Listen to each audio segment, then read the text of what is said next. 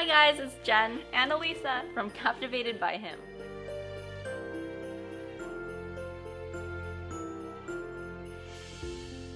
Are you looking for a fun homemade gift to give to your friends this Christmas season? Well, you're in luck because today our friend Hannah and her mom are going to show us how to make rustic wood signs from home, like this one we see in the middle. Wow! Giving a gift with Nativity on it can really help ourselves and others just to remind us of the true meaning of Christmas, which is Christ. Hey, thanks Jen and Elisa. Hope you guys have a Merry Christmas. Today I'm going to help everyone else make a rustic wood sign with a nativity scene on it. And this can be super fun to decorate your own home or to give an intentional Christmas gift that helps you put the Christ back into Christmas. Alright, grab some free wood or just get a pallet board sign at a craft shop. Hammer, nails, paintbrush, a paper or a stencil if you don't have a stencil cutting machine. Be sure to listen to the next step before getting that stencil going. So step 2 is the rustic wood sign. You would want to measure your wood sign before you make the stencil or you buy one so that you know what size you need to keep the stencil within. Step 3 is to make the stencil or to buy it. We use a paper cutting machine to cut out a stencil. It's also important to keep in mind that you need to keep all the stencil parts. You may find that you need little bits and pieces here and there to use when you paint.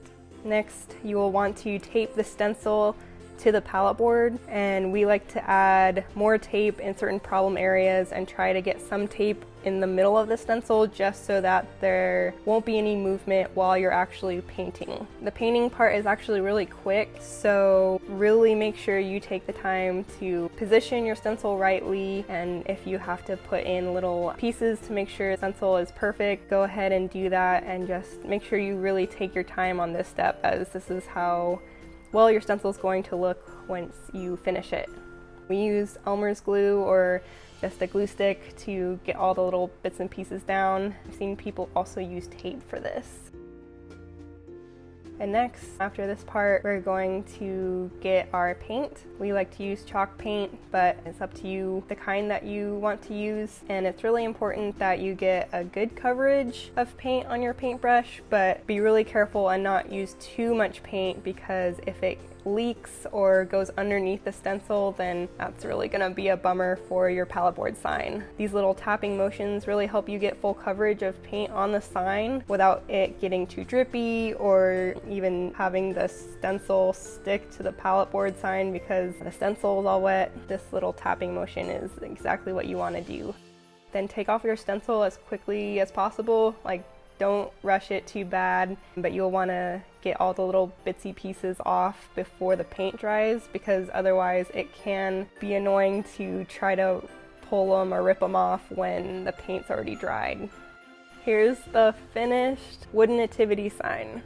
Ta-da! Hope you have a very Merry Christmas. Dude, that seemed really simple and totally doable. It's really cool to think about how we can decorate our own homes with Christmas decorations like this one. And remember to put the Christ back into Christmas when we look at these house decorations. And so I'm really excited for the other videos that are coming up, and other women from our church are going to continue to give you more tips and things to remember Christ as we go through this Christmas season and what He did for us and why Christmas is important. And what He did do for us is, He came as a humble baby. He was born. He laid in a manger so that He can one day die for our sins and raise to life. And so we want to remember Christ this Christmas season. So remember to stay on the lookout for those videos. But until then, stay captivated and put the Christ back into Christmas.